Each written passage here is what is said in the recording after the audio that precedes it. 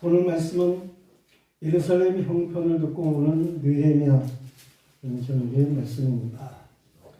때는 주전 445년 11월 바사 제국 아다사스다 왕이 통치하는 20년이 되는 때이었습니다. 느헤미야가 왕의 관원으로서 수산궁에 있었습니다. 이 바사 제국에는 크게 네 곳의 왕궁이 있었어요.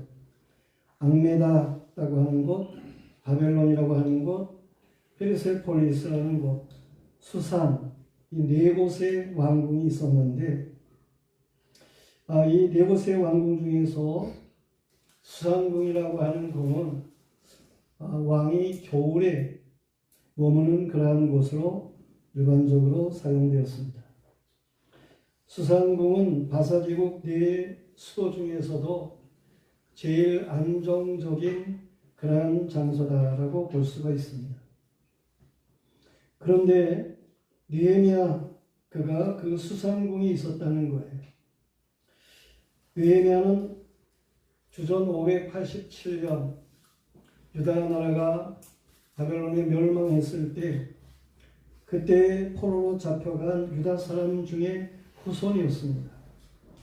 그런데 느헤미야는 이 바사제국 아다사스다 왕 20년 때 그때 술 맡은 관원으로서 수산궁에 있었다고 했습니다.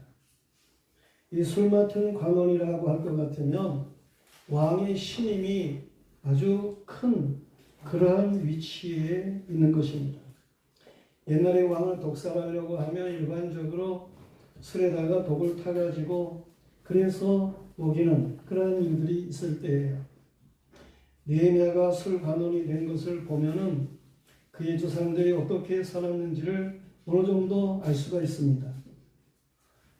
비록 이국에 포로된 삶을 살지라도 요셉과 같이 다니엘과 같이 여호와를 믿는 믿음으로 신실하고 정직하게 사는 그러한 사람이었음을 알 수가 있는 것입니다.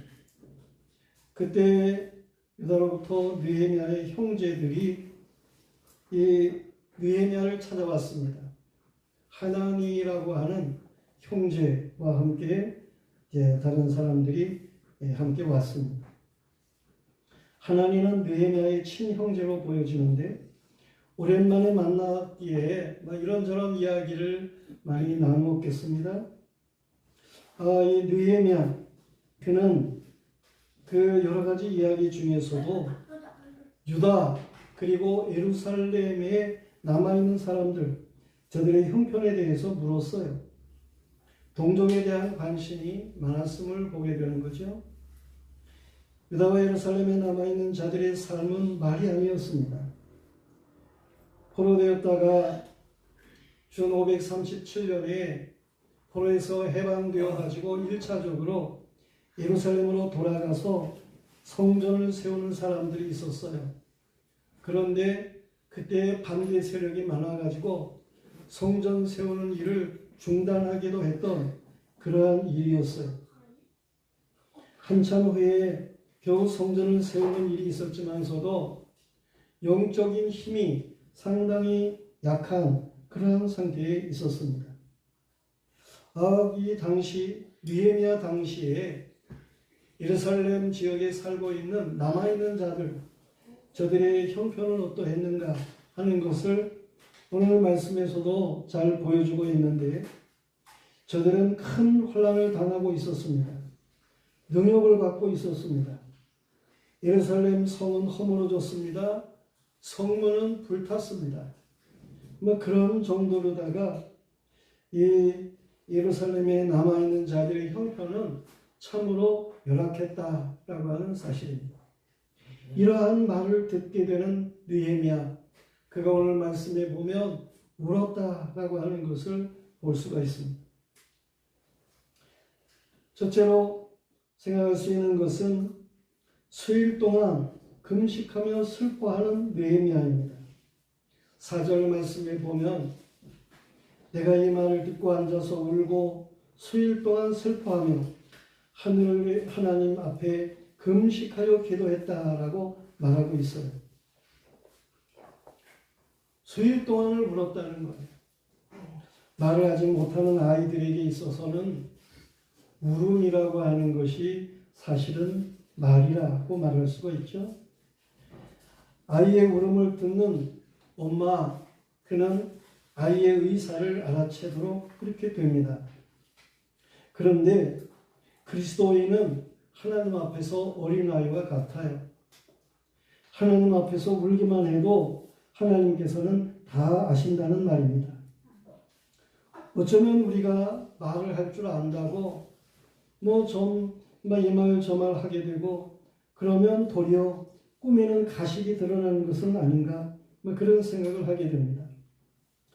느헤미야는 예루살렘 성의 형편을 듣고 며칠간 눈물로 시작을 했어요. 예루살렘 성을 가보지 못했을 수도 있습니다. 형제들이 예루살렘의 정황을 알린 것을 보면 어떻게 보면 또 가보았기도 한 것 같기도 하고, 어쨌든 이 느헤미야는 왕의 술 맡은 관원으로서 그 직분을 행해야 되는 일로 인해서 예루살렘과 상당히 먼 것 같은 그러한 일이었어요.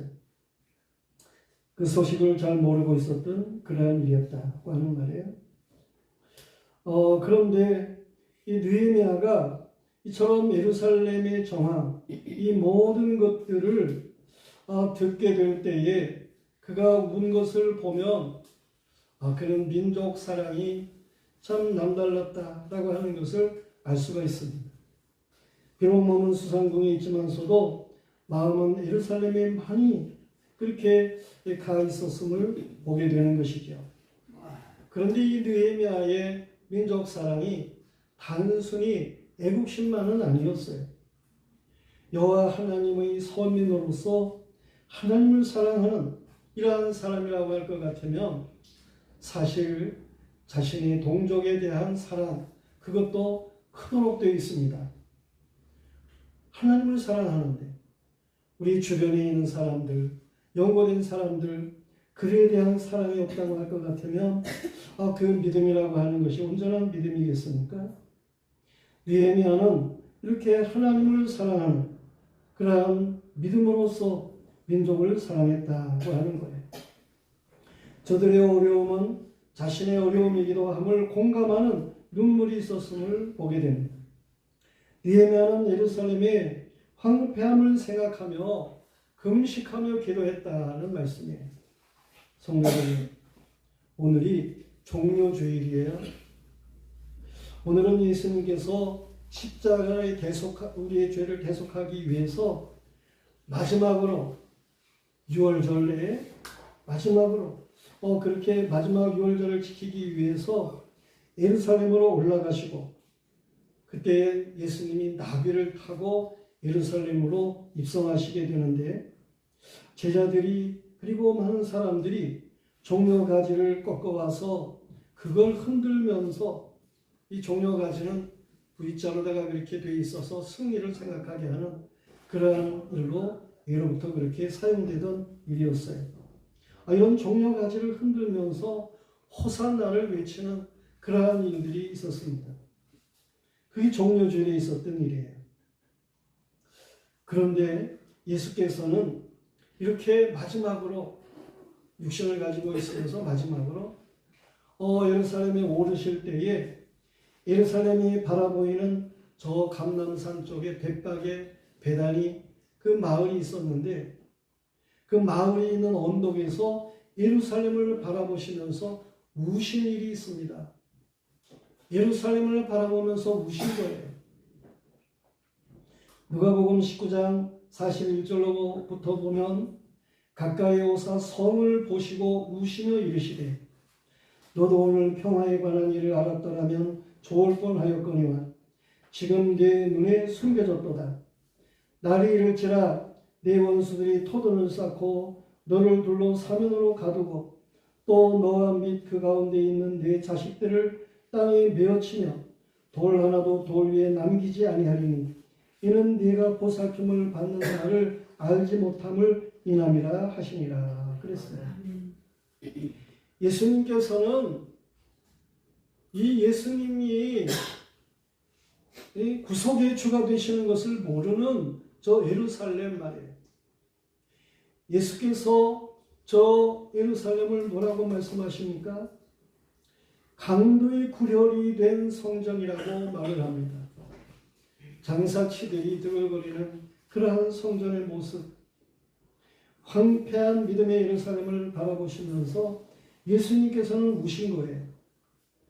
AD 70년 로마의 티토 장군에 의해 가지고 로마 이 예루살렘이 함락되고 멸망을 당하게 될 그 일들을 예수님께서는 내다보시면서, 아직 그런 일은 없었지만 그 일이 있을 것인데, 그 일을 생각하면서 완전히 부서질 성전을 생각하며 예수님께서는 우신 거예요.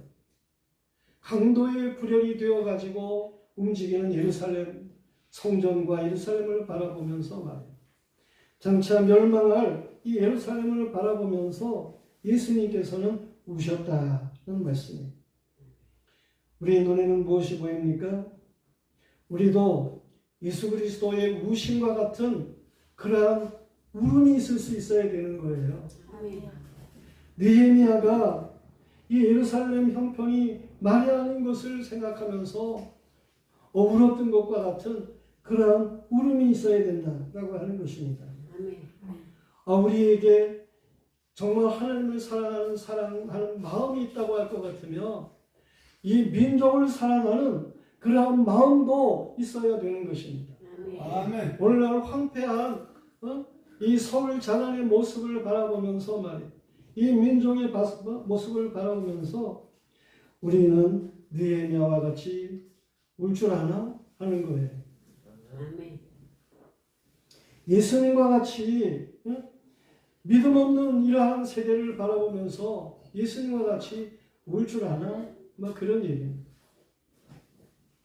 우리는 느헤미야와 같이 울 줄 알아야 됩니다. 아멘. 예수 그리스도가 예루살렘을 바라보시며 우셨던 것 같은 울음에 공감할 수 있어야 하는 것입니다. 아멘. 두 번째로는 여호와의 긍휼을 따라 간구했습니다. 느헤미야는 자신과 민족의 죄악을 자복했습니다. 여호와께서 죄악으로 슬피 울라고 말씀을 하셨어요. 지금 이스라엘 백성들은 느헤미야 당시에 말이에요.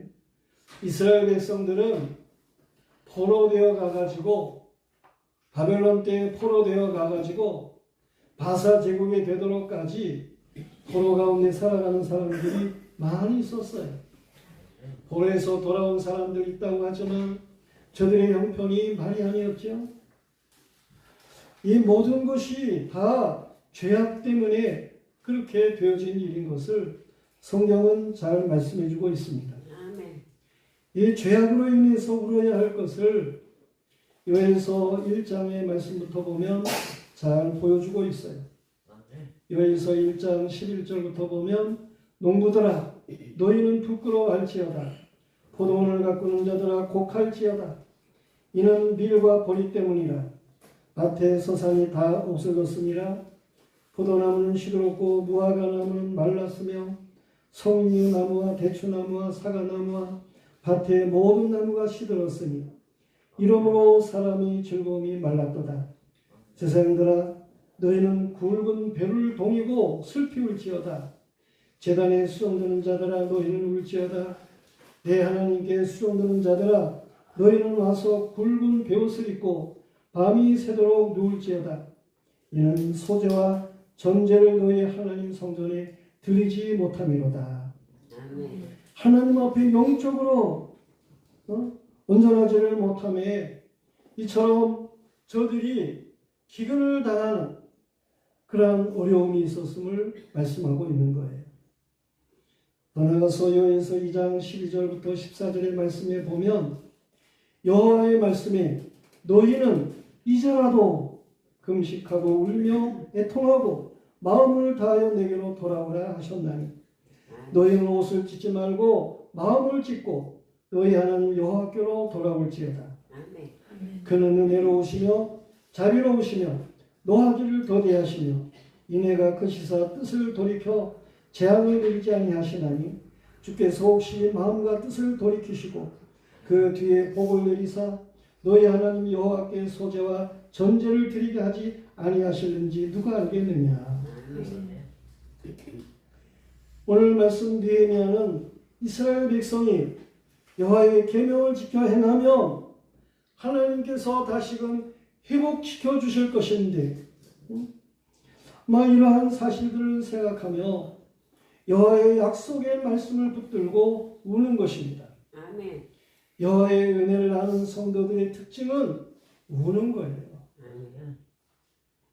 은혜를 안다면 우는 사람이 되는 것입니다. 아멘. 감사해서 울고 사랑해서 울고 또한 소망이 되어서 울고 기뻐서 우는 것입니다. 아멘. 은혜가 메마르면 눈물도 메마릅니다. 눈물이 없는 것은 신앙이 메마른 경고인 거예요. 느헤미야의 은혜를 아는 믿음의 사람으로 여호와의 금요를 따라 느헤미야는 구했습니다. 느헤미야는 울며 주야로 기도했다라고 말씀하고 있습니다. 나와 내 아버지 집이 범죄했습니다. 하나님 앞에 자복하며 느헤미야는 울었습니다. 느헤미야는 하나님께서 말씀하신 말씀을 기억했습니다. 하나님 앞에 죄를 자복하고 돌아오면 하나님이 고치시겠다고 약속하신 말씀을 붙잡고 느헤미야는 울었던 거예요. 아멘. 역대하서 7장 14절 말씀에 보면 하나님의 약속의 말씀이 있습니다. 내 이름으로 일컫는 내 백성이 그들의 약한 길에서 떠나 스스로 자신을 낮추고 기도하여 내 얼굴을 찾으면 내가 하늘에서 듣고 그들의 죄를 사하고 그들의 땅을 고칠지라. 아멘. 여호와의 말씀입니다. 아멘. 이 말씀은 구약 부흥의 운동의 비결이었어요. 정말 하나님 앞에서 자신을 겸손하게 낮출 때에 왕으로부터 백성들이 겸손하게 낮출 때에 틀림없이 하나님의 역사는 저들을 일으켜 세웠습니다. 아멘. 하나님 앞에 기도하고 하나님의 얼굴을 찾을 때에 하나님께서 저들을 다시금 돌아보시고 은혜를 베풀어 주셨음을 성경은 말해주고 있는 거예요. 아멘. 우리는 이 부흥운동의 비결을 우리의 삶에 적용할 줄 아는 믿음의 사람들이 되어야 하는 것입니다. 아멘. 성도들이요, 하나님의 약속은 불변인 것입니다. 여호와께 죄를 자복하고 자신을 낮추고 기도하면 하나님께서는 응답하시고 모든 것을 정상으로 돌려놓으실 줄로 믿으시기를 바랍니다. 아멘. 오늘 말씀의 세 번째는 자신이 무엇인가를 할 수 있기를 바라는 느헤미야입니다. 10절 11절 말씀을 보면 이들은 주께서 일찍이 큰 권능과 강한 손으로 구속하신 주의 종들이요 주의 백성이니이다. 주여 구하오니 귀를 기울이사 종의 기도와 주의 이름을 경외하기를 기뻐하는 종들의 기도를 들으시고 오늘 종의 형통하여 이 사람들 앞에서 은혜를 입게 하옵소서 하였나니 그때 내가 왕의 술 관원이 되었느니라 그랬습니다. 오늘 이 말씀 10절부터 주어지는 말씀을 우리가 자세히 보아야 됩니다. 느헤미야는 먼저 주의 권능에 강한 손을 의탁하는 기도를 드렸다라고 하는 거예요. 전에 모세 때에 여호와 하나님께서 이스라엘 백성 저들에게 큰 권능과 강한 손으로 역사하셔서 애굽에서 이끌어내신 하나님이셨던 거예요. 아멘. 홍해를 육지같이 가르고 건너게 하셨던 하나님이셔요. 그 강한 손으로 그 권능으로 광야에서 40년 동안 이스라엘 백성을 돌보신 하나님이셔요. 느헤미야는 먼저 주의 권능에 강한 손을 의탁하는 기도를 했습니다. 여호와는 천지의 주제이십니다. 모든 권능이 여호와께로부터 나옵니다. 여호와의 권능 출애굽 때에 분명하게 나타났지요. 사사 시대 때에도 분명하게 역사하신 것을 잘 보여주고 있는데 사사기 6장 말씀에 우리가 잘 아는 기드온에 대한 이야기가 나옵니다. 당시는 이스라엘이 죄를 범해가지고 미디안 나라가 쳐들어와서 이스라엘을 어렵게 하던 그런 때였어요.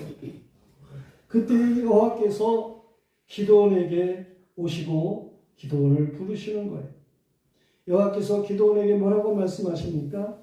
사사기 6장 14절 말씀에 보면 너는 가서 이 너의 힘으로 이스라엘을 미디안에서 구원하라.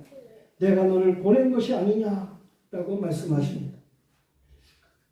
여호와께서 기드온에게 너는 이 너의 힘으로, 기드온이 힘을 가져야 되는 것은 여호와로 힘을 삼으라는 말씀이에요.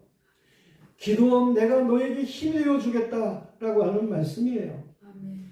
이 너의 힘으로 여호와의 권능으로 말해요. 가서 미디안에서 이스라엘을 구원하라고 말씀을 하십니다. 여호와의 권능은 측량할 수가 없습니다. 아멘. 여호와의 권능을 소유하는 믿음을 우리는 가져야 하는 것입니다. 아멘. 여호와께서 권능 있게 우리를 만들어 주시기를 원하시는데 이 권능을 뿌리치고 자기가 뭐 할 수 있는 것처럼 그렇게 생각하면 그러면 오산이에요. 영화교회 성도들이 여호와께서 주시는 힘으로 나아가는 성도가 되시기를 바랍니다. 그래서 성공적이기를 바라요. 아멘. 그런가 하면 오늘 20절 이하의 말씀에 보면 느헤미야는 기도의 능력을 믿었습니다. 종의 기도와 주의 이름을 경외하기를 기뻐하는 종들의 기도를 들으시고 라는 말씀을 하고 있어요. 이 느헤미야 자신의 기도를 하나님 들어주세요. 아멘. 뿐만 아니라 주의 이름을 경외하기를 기뻐하는 종들이 있어서 저들이 기도를 하고 있는데 그 기도를 들어주세요. 그런 말씀입니다. 한 사람의 기도도 중요하지만서도 합심해서 기도할 때 보다 놀라운 응답을 얻을 수 있습니다. 아멘. 기도하면 하나님이 들으시고 하늘에 응하시고 하늘은 땅에 응하고 땅은 식물에 응하고 식물은 이스라엘에게 응하시는 이러한 하나님의 놀라운 역사가 나타나는 것입니다. 아멘. 기도하면 하나님이 역사하신다니까요. 우리는 합심해 기도할 줄 알아야 하는 거예요. 그런가 하면 느헤미야는 자신이 이 사람 앞에서 은혜를 입게 하옵소서라고 말합니다. 이 사람 혹은 이 사람들, 이 사람은 누굽니까? 아닥사스다 왕을 말하는 거죠. 이 사람들은 누굽니까? 바사 제국에 속한 많은 사람들을 말하는 것이고 또한 이스라엘 백성을 말할 수도 있습니다. 느헤미야는 아닥사스다 왕에게 은혜를 입기를 원했어요. 하나님이 아닥사스다 왕을 움직이시며 아닥사스다 왕은 이 느헤미야에게 역시 은혜를 입혀 이 느헤미야가 형통하게 될 줄로 믿는 거예요. 느헤미야는 기도하는 대로 아닥사스다 왕에게 은혜를 입게 됩니다. 그리고 예루살렘을 재건하는 일에 쓰임을 받게 되는 것입니다. 수상궁 왕의 앞에서 술 맡은 관원으로 이렇게 살면 물론 권세가 있겠죠. 물론 자신으로서는 호의호식하면서 세상적으로는 잘 살 수 있었을 것입니다. 그러나 황폐한 예루살렘의 재건을 이걸 생각할 때에 자신의 안일만을 취하는 그런 느헤미야가 아니었다는 거예요. 어려운 이스라엘 백성 저들이 안정되게 살아가게 하기 위해서 자신이 뭔가 그 고난의 길을 자취하고자 하는 그러한 일이 있었음을 보게 되는 것입니다. 가가지고 예루살렘 재건하는 일에 자신이 힘쓴다고 해가지고 그 악한 이스라엘 백성들이 그러면 잘 알아주겠습니까? 그렇지만은 느헤미야는 하나님 앞에서 자신이 그 어려운 일을 감당하기를 원했던 거예요. 느헤미야는 하나님의 나라와 선민 이스라엘의 안정을 원하였고 그 일에 자신이 쓰임받기를 원했어요. 믿음의 사람들이라면 이 느헤미야와 같은 그러한 신앙의 마음을 가져야 하는 것입니다. 많은 믿음의 사람들이 향유 옥합을 깨뜨리고 그래서 주님께 헌신한 일이 있어요. 오늘 느헤미야도 주님을 향해서 깨뜨릴 이 향유 옥합이 되기를 원했음을 보게 되는 것입니다. 성도들이요, 우리에게 다른 사람이 아닌 나를 쓰시옵소서라고 하는 헌신의 기도가 필요한 것입니다. 느헤미야의 왕궁의 좋은 직책보다 나라와 민족을 구원하기 위해 기도가 우리에게 있어야 하는 것입니다. 사도 바울과 같은 이러한 믿음의 사람, 빌립보 1장 20절 말씀에 보면 나의 간절한 기대와 소망을 따라 아무 일에든지 부끄러워하지 아니하고 지금도 전과 같이 온전히 담대하여 살든지 죽든지 내 몸에서 그리스도가 존귀하게 되게 하려 하나니 이는 내게 사는 것이 그리스도니 죽는 것도 유익함이라 그랬습니다. 오늘 말씀을 보면 느헤미야의 금식 기도로 수척한 모습을 발견한 아닥사스다 왕이 느헤미야에게 묻습니다. 너 왜 얼굴이 수척하냐? 그래서 느헤미야는 자초지종을 말하게 됩니다. 느헤미야가 사정을 왕에게 말을 할 때에 왕이 네가 뭘 원하느냐? 라고 묻습니다. 느헤미야는 하나님 앞에 잠시 기도하고 자신을 유다 땅으로 보내주기를 원했습니다. 하나님의 선한 손의 능력이 역사하신 거예요. 그래가지고 왕에게 하나님께서 그 마음을 움직이게 하는 역사를 주신 거예요. 이 왕이 조서를 써주면서 이 느헤미야가 예루살렘에 가가지고 거기 있는 사람들에게 요구하는 것이 있으면 거기 있는 사람들은 다 이 느헤미야의 말을 들어줘라. 이러한 왕의 조서를 써줬다니까요. 여호와의 은혜의 역사로 느헤미야는 이렇게 형통하게 되는 그러한 일이 있게 됩니다. 느헤미야는 예루살렘 성벽을 재건하는 일을 감당하게 되는데 성공적으로 완수를 하게 되는 일이 있게 됩니다. 하나님의 나라의 기틀을 다시금 튼튼하게 하는 이러한 놀라운 일에 쓰임을 받게 되는 것입니다. 성도들이요, 우리도 허물어진 나라와 영적으로 황폐한 현실을 보면서 느헤미야의 영적 심정을 가져야 하는 것입니다. 내 집의 죄는 내 죄인 것입니다. 우리 민족의 죄는 우리 죄인 것입니다. 이 세대의 죄는 곧 교회의 죄인 것입니다. 세상은 모든 것을 남의 탓으로 돌리지만 예수님이나 믿음의 사람들은 그 모든 죄를 친히 담당하기를 원했고 그 일로 인해서 하나님 앞에 울었습니다. 주님, 울 수 있는 은혜를 주옵소서. 울 수 있는 사랑을 주옵소서. 슬픔으로 기도할 수 있는 은사를 주옵소서. 우리는 하나님 앞에 기도해야 하는 것입니다. 주님, 민족을 위로할 수 있는 교회가 되게 하옵소서. 세상을 치유할 수 있는 교회가 되게 하옵소서. 우리의 기도가 되어야 하는 것입니다. 기도는 느헤미야의 이름의 뜻을 기도하는 느헤미야, 그 기도하는 느헤미야, 그 이름의 뜻이 뭐냐? 여호와가 위로하신다 라고 하는 이름의 뜻이에요. 느헤미야와 같이 기도하면 하나님께서 틀림없이 우리의 삶의 모든 형편에 위로를 주시는 것을 믿으시기를 바랍니다.